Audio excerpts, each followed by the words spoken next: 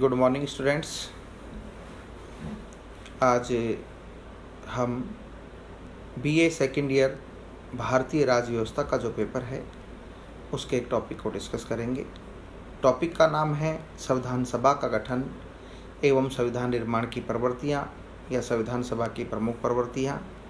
इस विषय पर आज चर्चा करेंगे। जैसा कि आपको पता है कि भारत के संविधान का निर्माण एक संविधान सभा के द्वारा किया गया था। भारतीय संविधान सभा का गठन किया गया था।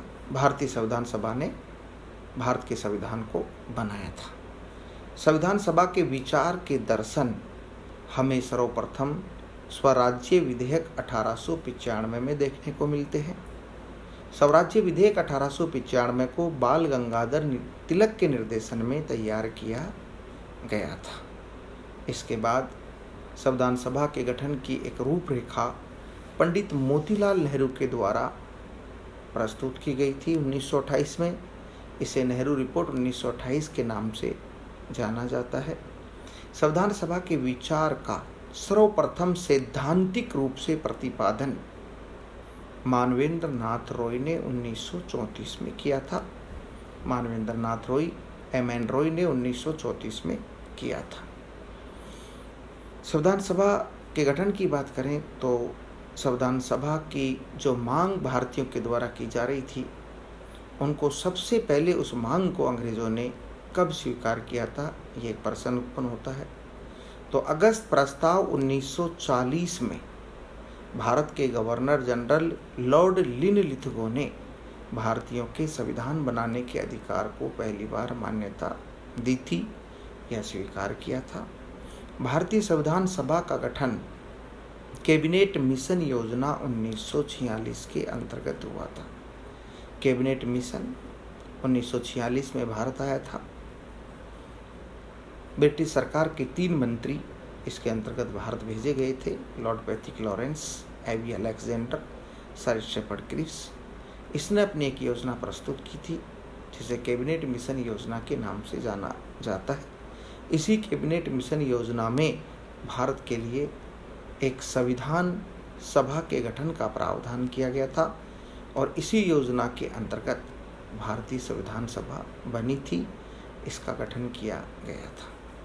कैबिनेट मिशन योजना में संविधान सभा की कुल सदस्य संख्या 389 निर्धारित की गई थी कि भारत की जो संविधान सभा बनेगी उसमें कुल 389 सदस्य होंगे। 389 सदस्यों का प्रावधान इस कैबिनेट मिशन योजना 1946 में संविधान सभा के लिए जो 389 सदस्यों का प्रावधान किया गया था, इन 389 सदस्यों को 3 भागों में बांटा गया था। अर्थात ये प्रावधान किया गया था कि इन 389 सदस्यों में से 292 सदस्य तो प्रांतों से चुनकर आएंगे।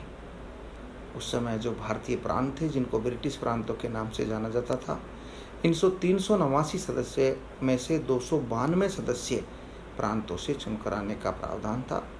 4 सदस्य चीफ कमिश्नरियों से चुनकर आने का प्रावधान था। उस समय कुछ चीफ कमिश्नरियाँ थी, जैसे वर्तमान संदर्भ में हम केंद्र शासित प्रदेश कहते हैं, वैसे कुछ छोटी छोटी चीफ कमिश्नरियाँ थी जो ना प्रांत था ना देशी रियासतें थी, उनको चीफ कमिश्नर के नाम से जाना जाता था।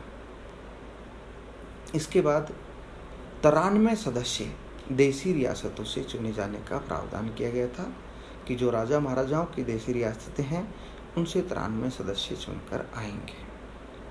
संविधान सभा के चुनाव जुलाई 1946 में करवाए गए थे। ये चुनाव 292 सदस्य जो प्रांतों से चुनकर आने थे और 4 सदस्य जो चीफ कमिश्नर से चुनकर आने थे, उनके लिए चुनाव करवाए गए थे। देशी रियासतों से जो 93 सदस्य आने थे, उनके लिए चुनाव नहीं करवाए गए थे। देशी रियासतों के सदस्यों को उन रियासतों के राजाओं के द्वारा संविधान सभा में मनोनीत करके भेजा गया था, जबकि 292 और 296 सदस्यों के चुनाव करवाए गए थे और ये चुनाव जुलाई 1946 में करवाए गए थे। इन चुनाव की बात करें तो 296 सदस्यों के चुनाव हुए थे। इनमें 208 सदस्य कांग्रेस पार्टी से चुनकर आए थे, 73 मुस्लिम लीग से चुनकर आए थे, 8 सदस्य निर्दलीय चुनकर आए थे, जबकि 7 सदस्य अन्य दलों से चुनकर आए थे। संविधान सभा के सदस्यों का चुनाव किसने किया था? ये एक इम्पोर्टेंट क्वेश्चन है।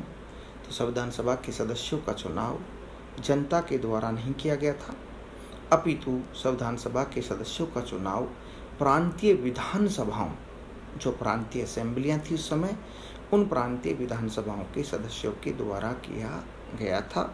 अर्थात जिस प्रांत से जितने सदस्य चुनकर आने थे, उस प्रांत की विधानसभा के सदस्यों ने उन्हें वोट देकर चुना था। इस तरह से संविधान सभा के सदस्यों का चुनाव आनुपातिक प्रतिनिधित्व की विधि से हुआ था और अप्रत्यक्ष रूप से हुआ था, क्योंकि जनता ने सीधे चुनाव में भाग नहीं लिया। संविधान सभा में एक सदस्य का चुनाव 10 लाख की जनसंख्या पर किया गया था। अर्थात यदि किसी रियासत की जनसंख्या 10 लाख है तो वहाँ से एक सदस्य चुनकर आया था, मनोनीत होकर आया था। 20 लाख है तो 2 सदस्य। इसी तरह किसी प्रांत की जनसंख्या 50 लाख है तो 5 सदस्य, 1 करोड़ तो 10 सदस्य। प्रत्येक 10 लाख पर एक सदस्य चुना गया था और देशी रियासतों के सदस्यों को उन रियासतों के राजाओं के द्वारा मनोनीत करके भेजा गया था। देशी रियासतों में एकमात्र रियासत थी हैदराबाद, जिसने अपना प्रतिनिधि, अपना सदस्य नहीं भेजा था, जबकि मुस्लिम लीग ने चुनाव में भाग लिया, लेकिन मुस्लिम लीग के सदस्यों ने भी संविधान सभा की बैठकों में भाग नहीं लिया था। संविधान सभा के चुनाव के बाद और गठन के बाद 9 दिसंबर 1946 को संविधान सभा की पहली बैठक हुई थी, या प्रथम सत्र आहूत किया गया था। संविधान सभा की पहली बैठक वर्तमान संसद भवन नई दिल्ली में हुई थी, उसके केंद्रीय पुस्तकालय कक्ष में हुई थी। इसी भवन में भारत का संविधान बना। संविधान सभा की पहली बैठक की अध्यक्षता सच्चिदानंद सिन्हा के द्वारा की गई थी। चूँकि सच्चिदानंद सिन्हा सबसे वरिष्ठ सदस्य थे, इसलिए पहली बैठक की अध्यक्षता उन्हीं के द्वारा की गई थी। सच्चिदानंद सिन्हा संविधान सभा के अस्थायी अध्यक्ष थे। पहली बैठक 9 दिसंबर 1946 को हुई थी। इसके 2 दिन बाद 11 दिसंबर 1946 को संविधान सभा के स्थायी अध्यक्ष के लिए चुनाव करवाया गया था और डॉक्टर राजेंद्र प्रसाद को संविधान सभा का स्थायी अध्यक्ष चुना गया था। संविधान सभा के एक वरिष्ठ सदस्य, प्रसिद्ध कानूनविद B.N. राव, जिनका पूरा नाम बेनेगल नरसिंह राव था, इनको संविधान सभा का संवैधानिक सलाहकार या कानूनी सलाहकार बनाया गया था। 13 दिसंबर 1946 को पंडित जवाहरलाल नेहरू ने संविधान सभा में एक उद्देश्य प्रस्ताव रखा था, जिसमें संविधान के उद्देश्यों का वर्णन किया गया था कि भारत का जो संविधान बनेगा उसके मूलतः क्या उद्देश्य होंगे, किन उद्देश्यों की पूर्ति संविधान के द्वारा की गई थी। उसे उद्देश्य प्रस्ताव के नाम से संविधान सभा के समक्ष रखा गया था। संविधान सभा ने इस उद्देश्य प्रस्ताव को 22 जनवरी 1947 को सर्वसम्मति से पारित किया था और इसी दिन से संविधान सभा ने या संविधान सभा के सदस्यों ने संविधान निर्माण करना शुरू कर दिया था। संविधान सभा में संविधान निर्माण हेतु या संविधान निर्माण के कार्यों में सहयोग हेतु कुल लगभग 27 समितियों का गठन किया गया था। इनमें 11 समितियां अधिक महत्वपूर्ण थी और इनमें भी सबसे महत्वपूर्ण समिति प्रारूप समिति को माना जाता है, क्योंकि संविधान निर्माण की जो प्रक्रिया होती है उसमें संविधान के प्रारूप का निर्माण करना, उसकी ड्राफ्टिंग करना सबसे महत्वपूर्ण कार्य माना जाता है। अतः प्रारूप समिति का गठन किया गया था। प्रारूप समिति का गठन 29 अगस्त 1947 को किया गया था। इसमें एक अध्यक्ष और 6 अन्य सदस्य थे, अर्थात कुल 7 सदस्य थे। डॉक्टर भीमराव अंबेडकर को प्रारूप समिति का अध्यक्ष बनाया गया था। प्रारूप समिति में डॉक्टर भीमराव अंबेडकर के अलावा 6 अन्य सदस्य थे। वो थे Alladi Krishnaswami Ayyar, N Gopalaswami Ayyangar, K M Munshi, Mohammed Saadulla, T Krishnamachari, N Madhavrao ये प्रारूप समिति के महत्वपूर्ण सदस्य थे।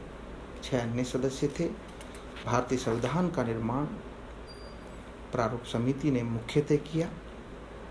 और भी अन्य समितियां बनाई गई थी। कुछ अन्य प्रमुख जो समितियां थी उनके नाम हैं, जैसे संघ संविधान समिति, इसके अध्यक्ष पंडित जवाहरलाल नेहरू थे। प्रांतीय संविधान समिति, इसके अध्यक्ष सरदार वल्लभ भाई पटेल थे। संचालन समिति के अध्यक्ष डॉक्टर राजेंद्र प्रसाद थे। कार्य संचालन समिति के अध्यक्ष के.एम. मुंशी थे। मूल अधिकार एवं अल्पसंख्यक समिति, इसके अध्यक्ष डॉक्टर राजेंद्र प्रसाद थे। राष्ट्र ध्वज संबंधी तदर्थ समिति, जिसके अध्यक्ष डॉक्टर राजेंद्र प्रसाद थे। इस तरह से कुछ महत्वपूर्ण समितियां बनाई गई और समितियों के माध्यम से महत्वपूर्ण कार्यों को किया गया। 3 जून 1947 को भारत की स्वतंत्रता प्राप्ति के बाद संविधान सभा की पहली बैठक 31 अक्टूबर 1947 को बुलाई गई थी।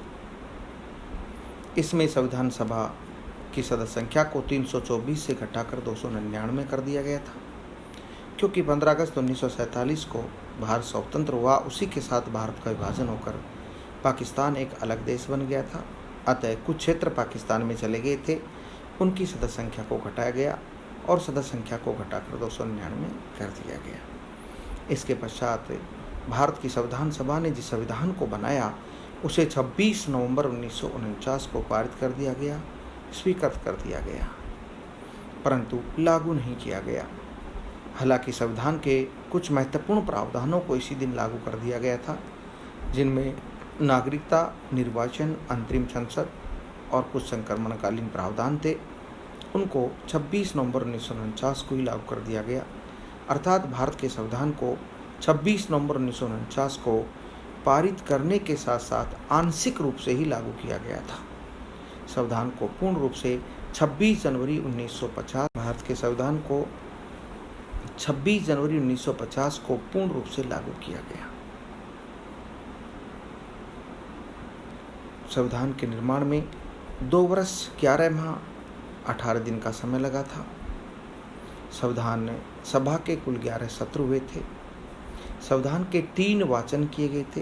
पूरे संविधान को 3 बार पढ़ा गया था। संविधान के प्रारूप पर 114 दिन चर्चा चली थी और इसी के साथ भारत के संविधान को एक्सेप्ट कर लिया गया, स्वीकार कर लिया गया, पारित कर दिया गया, लागू कर दिया गया। संविधान में मूल रूप से 395 अनुच्छेद, 8 अनुसूचियां और 22 भाग बनाए गए थे। लेकिन संविधान लागू होने के बाद से लेकर वर्तमान तक संसद ने संविधान में संशोधन करके कुछ नए अनुच्छेद, नए अनुसूची और नए भाग जोड़े हैं। वर्तमान में लगभग 465 अनुच्छेद, 12 अनुसूचियां और 25 भाग भारत के संविधान में हो गए हैं। इस तरह से संविधान सभा ने भारत के संविधान का निर्माण किया, भारत के संविधान को बनाया, व्यापक रूप से चर्चा की, लगभग 60 देशों के महत्वपूर्ण संविधानों का अध्ययन किया और उनके